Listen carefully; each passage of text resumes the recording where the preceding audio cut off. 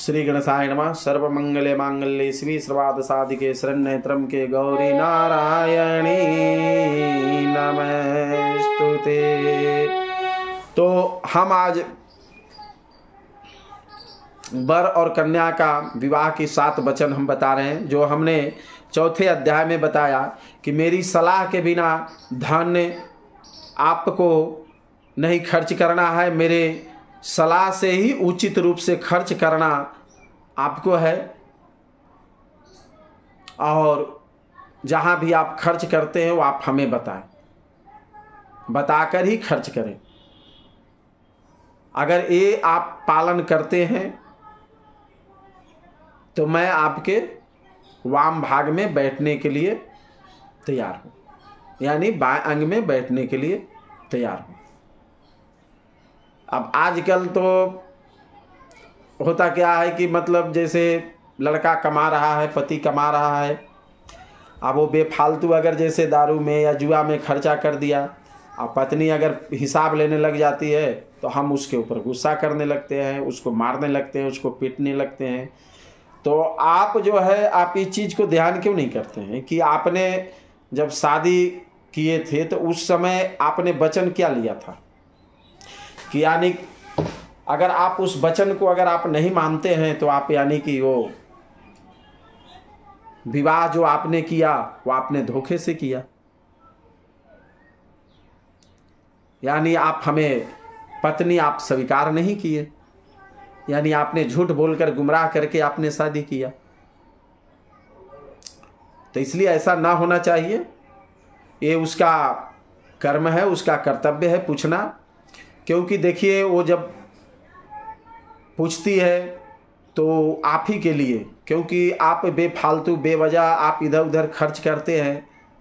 अगर वो पैसे घर पर लाएं तो वो पैसे से आपका जीवन में बहुत कुछ आगे आप उससे तरक्की कर सकते हैं, और बेवजह आप इधर उधर उड़ाते हैं, गलती भी करते हैं, और घर में अगर पत्नी पूछे तो आप उसको मारते भी है, डांटते हैं, गुस्सा करते हैं, बोलते हैं। तो इसका घर बिगड़ने का, जो पति पत्नी का रिश्ता जो खराब होने लगता है, उसका कारण सबसे बड़ा इसमें ये भी आता है कि पत्नी बार बार बोलती है, बार बार पूछती है, बार बार टोकती है, बार बार कहती है। इसका एक मूल्य रूप से इसका एक उदाहरण होता है, क्योंकि वो आपकी वो चिंता करते रहती है, वो आपसे प्रेम करते रहती है, इसीलिए वो बार बार वो बोलती है, बार बार वो कहती है। और इसका कुछ दूसरा ये नहीं होता है, क्योंकि बार बार याद वही करता है। जिस तरह से माँ बाप अपने बच्चों को याद करते रहते हैं हमेशा, उसी तरह से पत्नी भी अपने पति को हमेशा याद करते रहती है। 5वें वचन में क्या है कि देवालयाराम तड़ागकूपवापी विद्यधया यदि पूज्याथ वामांगमयामि तदा तव देयं जगाद कन्या वचनम च पंचम 5वें वचन में क्या कहती है कि यदि आप मंदिर, बाग, तालाब, कुआं या बावली आदि तैयार करवाएं, जैसे कोई मंदिर बनाते हैं, कोई तालाब खुदवाते हैं, कोई कुआं खुदवाते हैं आदि अगर तैयार करवाते हैं, तो उनके प्रतिष्ठा पूजन आदि कर्मों में भी मुझे सम्मिलित रखें। मतलब आप अकेले ना करें, आप जो भी कार्य करें उसमें हम भी सम्मिलित रहें। या आप कुआं खुदवाते हैं या तालाब बनवाते हैं या मंदिर बनवाते हैं तो उसमें आप हमें सम्मिलित रखिए, क्योंकि आप अब अकेले हैं नहीं, मतलब आधा शरीर उनका, आधा शरीर मेरा, क्योंकि तभी तो मैं बाएं अंग में आपको बैठूंगी, क्योंकि आप हर चीज़ में आप सम्मिलित नहीं रखेंगे तो मैं आपको बाएं अंग में बैठी कैसे, आपने 7 वचन को पालन किया कैसे, आपने माना कहाँ। तो इसलिए 5वें वचन में कहती है। 6ठे वचन में क्या कहती है, देशांतरवां स्वापुरांतरवा यदा विदध्याय क्रिया विक्रोतयं वामांग्म्यामि तदा तव देयं जगदा कन्या वचनम च खष्टम 6ठा वचन क्या मांगती है। छठे वचन में कन्या यह कहती है कि आप देश अथवा विदेश में, देश या विदेश में कोई व्यापारिक वस्तुओं को खरीदने बेचने का प्रबंध करें तो उसमें यदि मेरी भी सलाह आप स्वीकार करें। जैसे कोई भी आप जैसे बिजनेस कर रहे हैं, चाहे कोई चीज़ अगर बेचना है, आप जैसे खेत बेच रहे हैं, घर बेच रहे हैं, या कोई भी चीज़ बेच रहे हैं, देश में बेचें विदेश में बेचें, तो उसमें भी मेरी सलाह जरूरी है, उसमें भी मुझे जानकारी आपको देनी है। तो मैं आपके वाम भाग में बैठने के लिए तैयार हूं। अब 7वां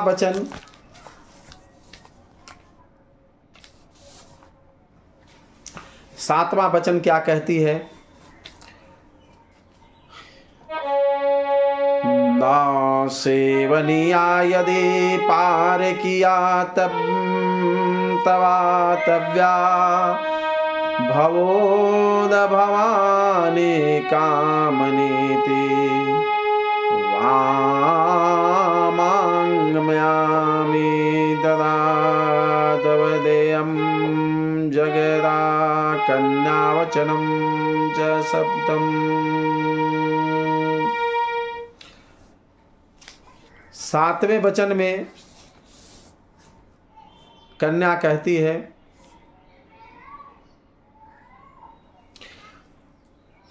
कि पराय स्त्री चाहे कितनी ही सुंदर क्यों न हो, पर आप उसका सेवन कभी न करने की यदि आप प्रतिज्ञा कर सके तो मैं आपके वाम भाग में बैठने के लिए तैयार हूं। 7वें वचन में कन्या कहती है कि पराय स्त्री कितना भी सुंदर क्यों न हो,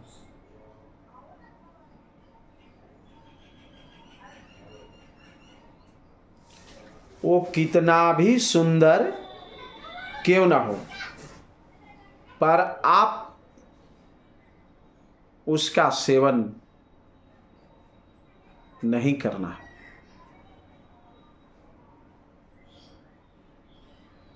मुझसे कितना भी सुंदर हो, कितना भी खूबसूरत हो, कितनी भी अच्छी हो, पर आप उसका सेवन कभी न करने की अगर आप प्रतिज्ञा करते हैं, लेते हैं, शपथ लेते हैं, तो मैं आपके वाम भाग में बैठने के लिए तैयार हूं। तो ये 7 वचन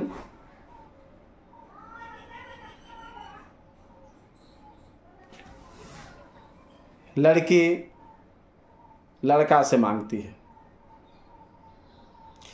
इस वचन को अगर आप जीवन में अगर आप लेकर चलते हैं तो आप ये समझ लें कि आपका घर में कभी आपस में लड़ाई झगड़ा कभी नहीं होगा। आखिरी वचन वर के लिए प्रति वचन है, कीलार शरीर संस्कार समाजोत सदर्शनम हास्यम परागृहयान त्यजेत प्रोषितवान्तुर्गाम विष्णु वैश्ववानरः साक्षी ब्राह्मण ज्ञाति बान्धव पंचमधुर्वमालोक्य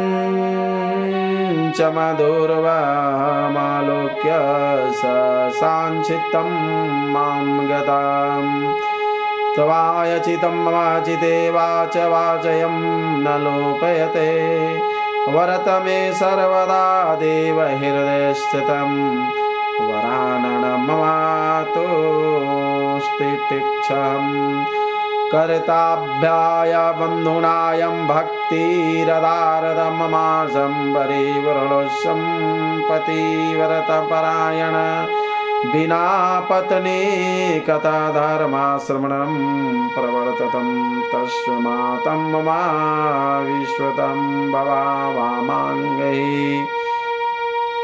ठीक है, जब तक मैं घर पर रहूं तब तक तुम कीड़ा आमोद प्रमोद करो, शरीर में उबटन। जैसे देखिए,